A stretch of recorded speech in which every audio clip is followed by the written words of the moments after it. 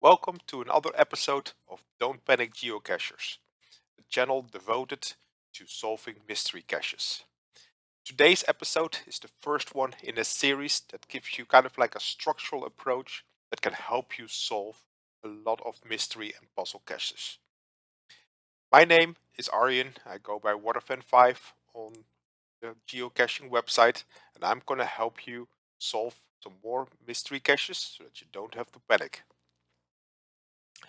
Today's um, episode is step 1 of 10, adjust your thinking. When looking at a mystery cache or a puzzle cache, the first thing that you should look at is what is the difficulty. Because the difficulty can make a major difference in how to approach the puzzle that you're seeing. Now, of course, cache owners can set their own difficulty, and there isn't specific rules of how difficulty should be set. But it's important to take the difficulty into account, because one of the frequent mistakes that I see being made is to either overthink and make a problem more difficult than it should be, or underthink, not taking enough steps, giving up too quickly. So it's important that you understand that a difficulty 1 cache is a very different approach than a difficulty 5 cache. So that means that you always look at the difficulty and then take it into approach. Sometimes you may have to go slightly different and say slightly easier because maybe the cache rate was underrated, or maybe go slightly more difficult because it was overrated the other way around. So it's important to still look at the difficulty and maybe also think at all those levels. And that's what I mean by adjust your thinking. Adjust your thinking to say, I'm solving a difficulty 2 puzzle, or I'm solving a difficulty 4 puzzle, because it helps you finding the right approach. Now, as I mentioned, there isn't any specific rules of what a difficulty means to a certain puzzle. But I created here kind of like what to expect type of thing when you see a puzzle. Now remember, the height could be also adding to the complication, and sometimes there's other factors. So this is not like, oh, if you see this, it has to be a difficulty 1, it has to be a difficulty 2. It's all a very gray area, but it allows you to structure a little bit of what to think about. So let's start with the simplest types of mysteries, the so-called 1 stars. Typically this means that the answer should be pretty straightforward, one-shot answers. You don't have to do much work, but maybe you have to find some answers, like search common facts on the internet that are easy to find. And then you have to take like a certain number of the answers or a certain letter of the answers, giving you a series of numbers that will then form a coordinate, right? That's the most common type of mystery cache that you will see.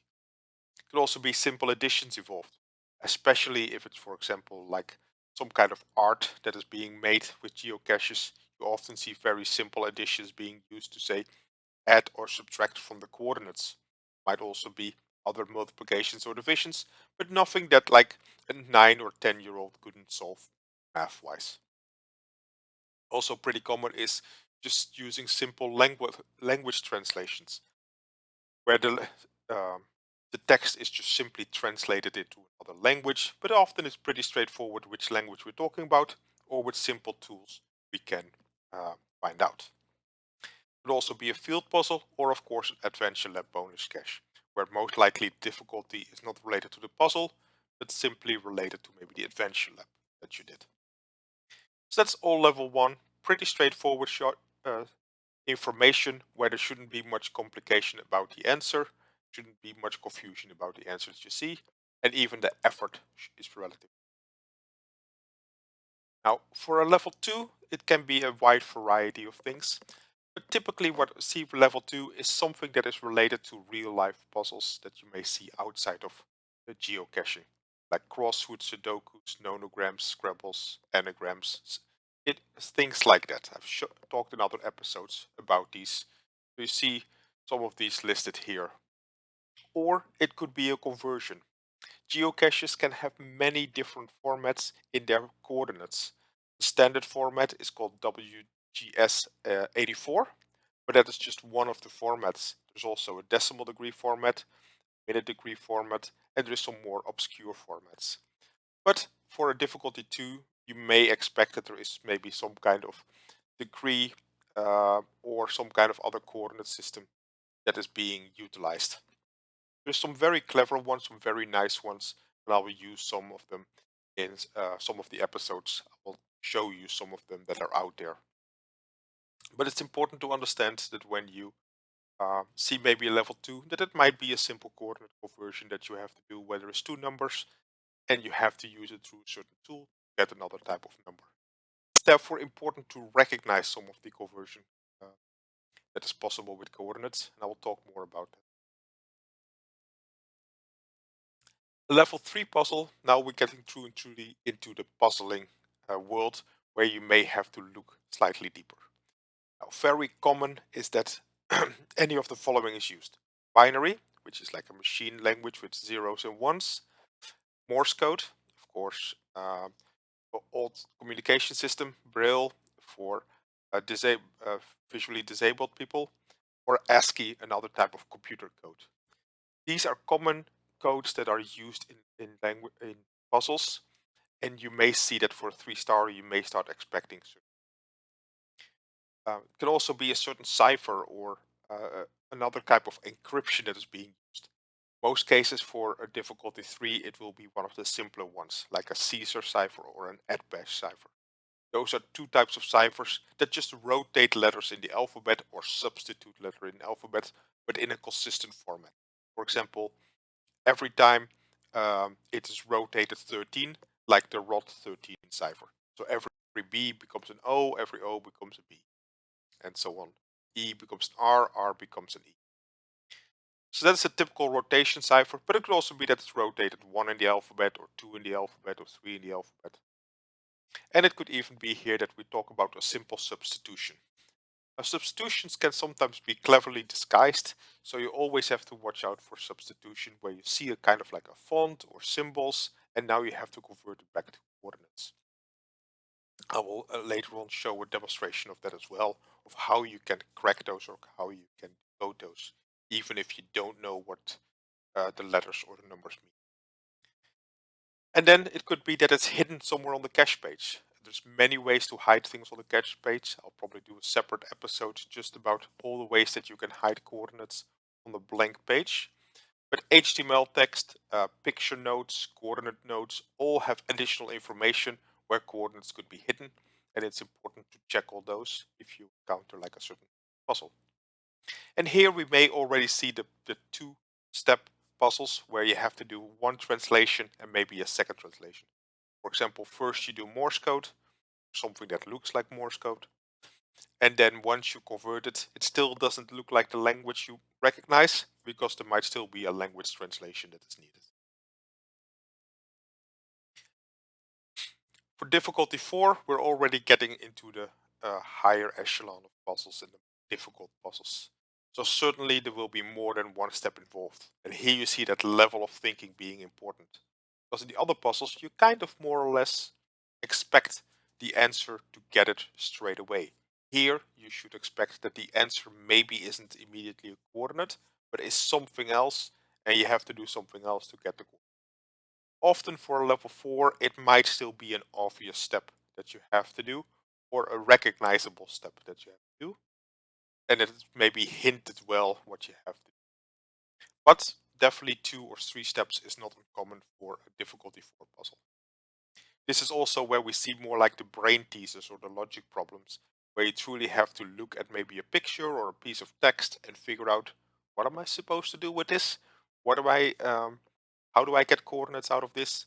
It may take you some time to take a look and figure out what it is that you need to do. Later on in the other steps of solutions, I will help you guide you through some of the things and how you can structurally go uh, some of the options that you have and maybe get to a solution. Also very popular is to kind of hide the puzzle, meaning that there's a lot of information on the page and it's kind of unclear which part is the puzzle. Is it the text? Is it the picture? Which part of the picture? And there might be lots of different avenues that you have to approach to get to the um, correct answer. And also here we may see more complicated ciphers. This is where there is not a straight translation anymore, where every A always becomes another letter, like F. But now it might be A sometimes is F, and A sometimes is another letter, depending on the position and the ciphers. This is where there's many ciphers out there. Here are some of the more popular ones, Vigenere, Wayfair, or in just general what I called polyalphabetic ciphers. Poly standing for multiple, meaning that one letter can go to multiple. Unlike the plain substitution ciphers, where a letter always goes to the same other letter. So that's for level 4. So here we see that we have to think slightly harder and maybe have to do more steps. And then for step 5, it really becomes where you have what so-called leaps of faith, meaning that there is a puzzle, you're solving something, you maybe don't know, it may not be clued or hinted very well what you need to do, and the outcome may not be very obvious that that's the correct outcome, and you may have to do another step. For example, in the example below, it's an encrypted text. I have to decrypt it with, for example, a more complicated cipher like a Vigenere or a one-time pad cipher. It gives me output that I still don't recognize, but if I would have done a rotation shift, like a rod 13 or a rod 12 or something like that, then rotate it in the alphabet and suddenly it becomes a readable coordinates. This is also when external tools may be required. That other than just a simple website, you may have to have very specific or unique knowledge that is required in a certain. So you see there is a big difference between a level 1 where it's a one-step approach, kind of expect only to do one thing and get an answer, and a level 5 where you have to do multiple things, kind of like guess in the dark, and it kind of becomes what is the cache owner thinking when you're trying to solve a puzzle. So it's important that you adjust your thinking to all those levels. When you see one, it's like, okay, what do I have to do here? Am I overthinking it? Am I underthinking it? Have I maybe thought about all the potential options here? Maybe it is a 2, but maybe I should approach it as a 3. And so you have to look at it from all the different kinds. If you don't see the solution right away, maybe go one step more difficult or go one step easier and try it again and see if you can solve it that way. Because it may lead you to easier solutions or more complicated solutions.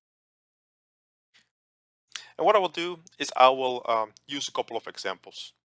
So I will solve a couple of simple puzzles that I just created, all coordinate based, but not really geocaches, and kind of go through the 1 to 4 star approach and show you how very similar looking puzzles have to be solved very different based on the number of stars that a puzzle has. So I'll start with a 1 star. Um, some of you may already see the answer right away. But yeah, it's a 1 star puzzle. We expect to do something straightforward. So let's see how we can solve this. Okay, so let's take a look at this first puzzle. Well, here's the text. I just copied it in a notepad. That was part of this puzzle, and this was a 1 star, right? So we're expecting something that we can easily do. Well, often the first thing that I look at when I see a text is that I don't recognize, or in this case, but is can I pronounce it? And in this case, probably can because it looks like it's actual words. And even though I may not speak the language, or still often you can see whether something is actually meant to be words or not meant to be words. So in this case, I'm going to use translate.google.com, very easy translation. And it has a cool detect language, so I don't even have to know the language. I paste the text in there, and we see right away it translates the text. And this looks nicely like a coordinate, right? It has 7 digits, 7 digits.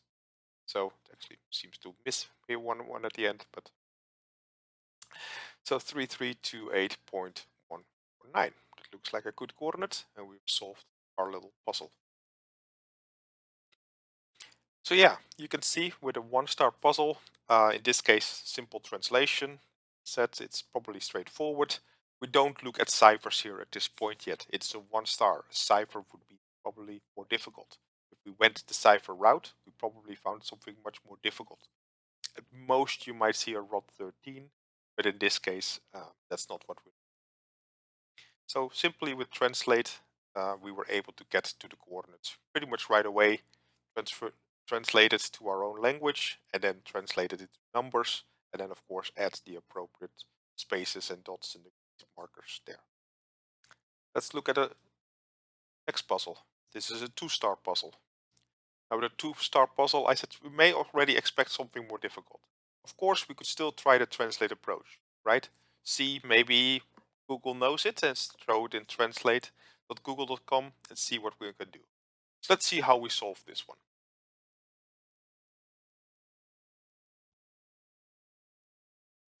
So puzzle 2 was a 2-star puzzle.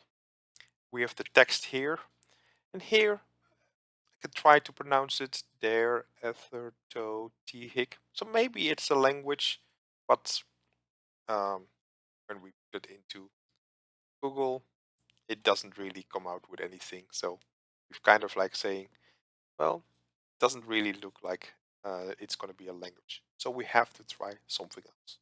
Well, I mentioned with if it's a 2-star, most likely we're not in the cipher territory yet. Could be like a simple rod 13, something very basic. But most likely it's something else that we. So my first thinking here would be anagrams. So I take a word and obviously very straightforward. We're talking here about the number 3, and the same one here, talking about the number 3. And then here we talk about 2. We had gone the cipher route, we maybe had skipped a completely simpler solution, that it simply was just an anagram scenario. Another way to detect this is if you see a lot of common letters that you expect, in this case in English, right? A lot of E's, a lot of N's, and a lot of common letters, and not too many Q's, K's, and Z's and X's, right? See those? Most likely an anagram is not the right solution. So we excluded translation, and we basically went to the next level up and went to the anagram part. So yeah, here simply anagrams were used, a real life puzzle scenario, simple anagrams, and you can almost solve it without taking a look at it, right? But you can always use specific tools to help you if the anagram is slightly more complicated than you want to do. Let's take a look at the next one. Now it's a 3-star puzzle. Clearly it's becoming more complicated, right? Uh, the letters don't look like how English would normally be sorted with letters. We don't see any E's and N's. So most likely we're dealing here with something more complicated. So let's see how we can uh, use tools on the internet to crack this cipher. Okay, so let's take a look at a 3-star puzzle. So slightly more complicated than the previous ones, but we can still try the first approaches and say, is it something that I can pronounce? No. Is it something that, in this case, I see letters that are not very common in English, like the K's and the Y's, and so it doesn't really look like I have to rearrange the letters. So let's try a cipher approach. So I'm going to use one of my favorite websites, Decode. And Decode has a so-called cipher identifier. That's often the first tool that I try. And then you can try certain keywords. You can just type in any number or any north or whatever you expect. I'm just going to leave it empty this time and just do an analyze and see what it comes back with. And you see it mentions certain ciphers. All of them are kind of like what is called monoalphabetic substitution, where any letter goes to a single letter. Well, let's try one of those. So I'm going to try this one. This is one of my favorite ones. It's kind of like a generic substitution cipher approach, and it catches the most wide variety. It also has the advantage that it can decrypt automatically. So if I type in decrypt automatically, it will now try and see if it can decode it. Fortunately, even though it comes up with some good approaches, it really doesn't seem to come up with a full approach. But it's not half bad what it has done, right? Because I see something here that looks all pretty good. 149, 11, that probably doesn't look very good, but there is definitely something here that might be useful. So what I'm going to do here is switch to a manual decryption tool. And now when I run it again, it will now have the letters right here. And now I can manually fill this in. So what I can do is now start guessing what it would be, right? I can reuse maybe some of the words that I already found before. But in this case, I can just start at the beginning and say like, hey, first word has the same letter here at the end. There's not many things, numbers that have the same letter in there. So 3 would be a good guess, right? So I'm trying 3. And you see it fills automatically in the other places. It fills in where the same letters are used. And I get more approaches. Now let's see if we recognize something else. Oh, wait a minute. This looks pretty good. E ends with HT. So probably 8. Well, that it didn't unlock many other things. So that's unfortunate. So we'll have to look a little bit further and maybe guess a little bit. And if we guessed wrong, we can simply wipe it out, right? If we said like, oh, maybe we think it's this and it doesn't end up being that, like here. Um, oh, well, this actually looks F and F. And so 9 would fit there. And that gives me also letter N. And I see here 9 as well. And here something else. Oh, that would be 1. So now I have 1. Oh, 0. That could be 0, right? And I can just by typing in what I know, Gdo, so 2, and now let's see, 0, 1, um, that is probably 4. So I can look at it and basically just fill them in one by one. I have here 5, so that's a V. Oh, this is of course 7. And now we have a full-blown coordinate. 3328. Oh, it's probably dot 149290, etc., etc. So now we have full coordinate. Even though the automatic deciphering failed us, we didn't go much more complicated because we saw that it was a 3-star, and so we kept on kind of stuck where we thought the puzzle should be. Of course, also I knew the answers. It also helped.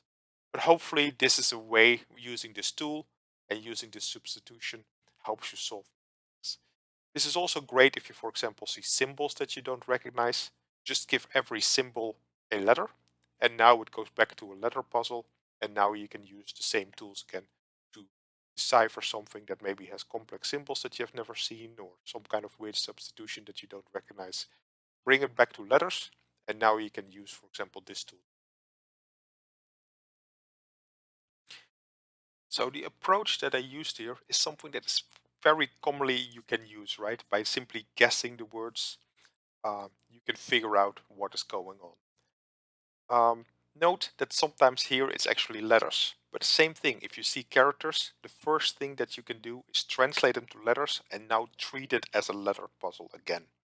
And now you can use the same tool that I just used to indeed try and see, does it crack? If I translate these symbols to letters, can I now get the words out of it that I'm looking for? So basically you reduce the puzzle from something that you don't know to something that you do solve. Okay. Last one in the series, a 4-star puzzle. Obviously much more complicated. So let's see how we can maybe solve that one and give you an idea of how you can attack puzzles like this.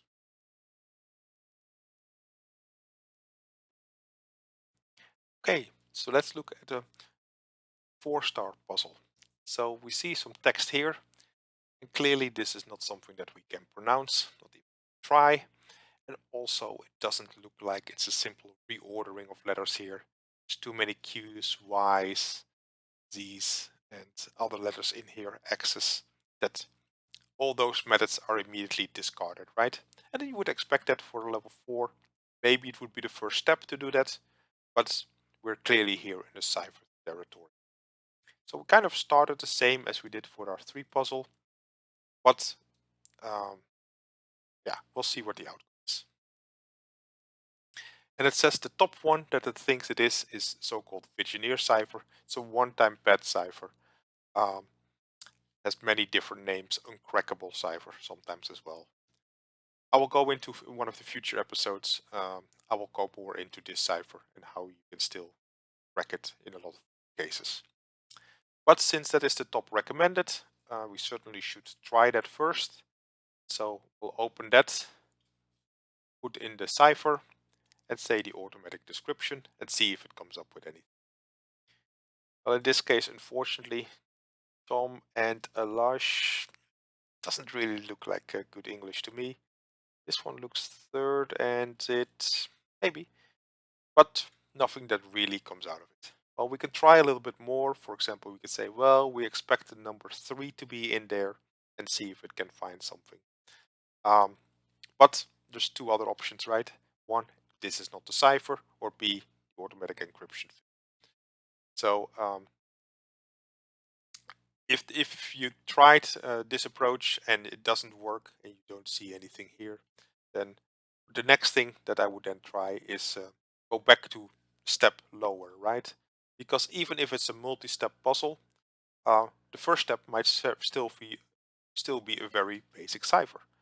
So let's try that. So we try the same one I used before to in other puzzles to see if I can decrypt this automatically. And the outcome is not very promising, right? We don't see anything here.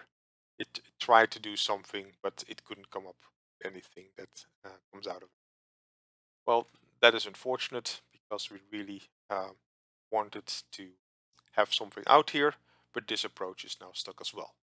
So let's go one level lower because talked about that adjust your thinking. And so what I'm going to do is basically try different cipher variants, but I'm not going more difficult. I'm actually going easier. Reason why I'm doing that is because I'm trying to eliminate steps. A lot of ciphers, especially uh, if there's letters involved, the order becomes less of an importance, and you can actually solve it by um, doing the simpler one first. So one of the ones that I talked about earlier was the so-called Caesar cipher, like a rotation cipher. So let's take a look at that one.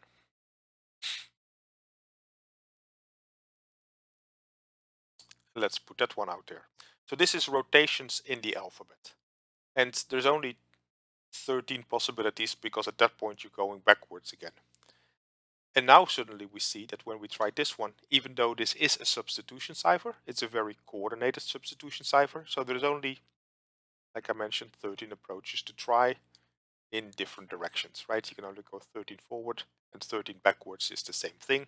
We end up with 26 potential, 25 potential solutions. This one, we can now just evaluate if any of them is good. This is immediately testing 25 very common descriptions. And actually the top one gives us something that looks very readable, right? This Google 8763, don't know what it means, but it clearly looks like a good step. So we did by simply doing Caesar cipher letter substitution, where basically every Y goes to an O and it just shifts in the alphabet, right? Shifts a certain number of letters in the alphabet. In this case, it shifts 16 back in the alphabet, or if you go the other direction, 10 forward in the alphabet, depending on how you want to calculate. So, so that's why you see the 10 forward right here. So that's good. We probably did step one. Don't know what this means, but we did another step. So it says Google 876. Well, let's just take this part and do what it says, right? Google this. So from Google, well, that didn't help. Okay, not very good. Let's try and maybe write it out. Right, so it says 8763 FBMC, doesn't make much sense, plus MH. Okay, doesn't look very good. So let's Google that. Still nothing. Try other variations. Let's combine it all together. Hey, wait a minute. suddenly it popped me to a coordinate. That's interesting. Um, well, let's see what Google tells us. If I click on this, it tells me that whatever this is, FBMC plus MH is in North Carolina. Hey, wait a minute, that's where my puzzle is that I was trying to solve. So suddenly I have a coordinate, and you see here it actually literally lists this. This is something known as a Google Plus code, one of those other coordinate systems that I was talking about. So these actually, and so without the spaces, is actually a way that Google uh, describes coordinates. However, for us, this is still a problem because yeah, we can't utilize this, right? There's no way to put this in a checker. Yeah, we could go to it, but the checker doesn't recognize this format. So we have to go back to a regular format. There's lots of ways to do that. I'll use directions. That gives me now another format. Great. It's a better format. It is that decimal format that I showed earlier. I can work with this a lot better than I can work with this format, but still not great. So we have to use another tool. Um, there's a variety out there that we can use. Um, I will use one of my favorites that I use a lot. It's this one. I can just paste the coordinate in there. See, it goes back to the same location. And now I have an actual coordinate listed here and that I can use. This is just one of the tools that you could use. Um, there's also something called the coordinate converter. This one has a lot more options than the other tool that I just described. But it is slower and it takes longer to load and slightly more confusing to use, at least in my view. So this one, if I open it, um, I can type in coordinates and I can convert using this tool. You see lots of variation that I can type in here, including that Google Plus code. So if I go back to that code that I had before,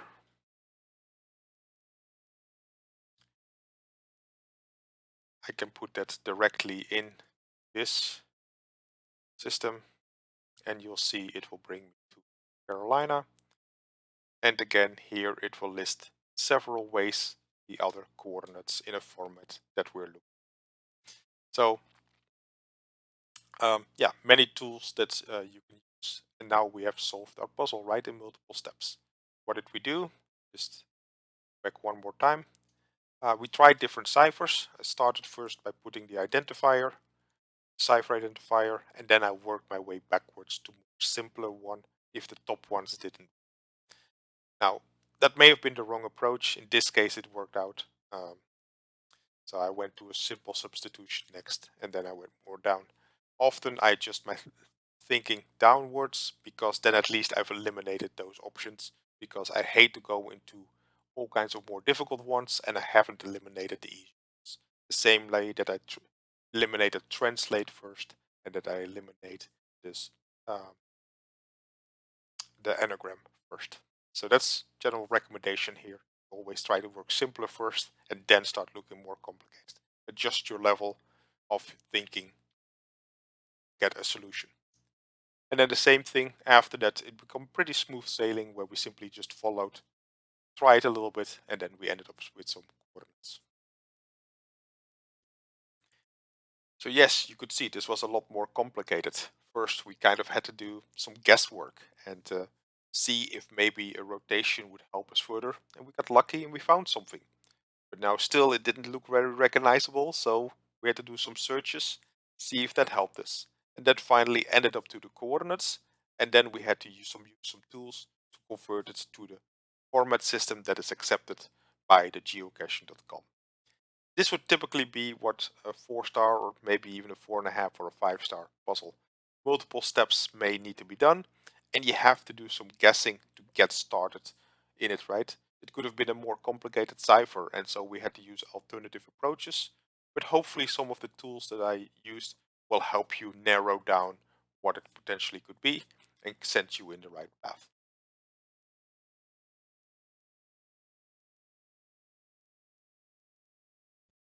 Okay, so that means that we have reached the end of the episode.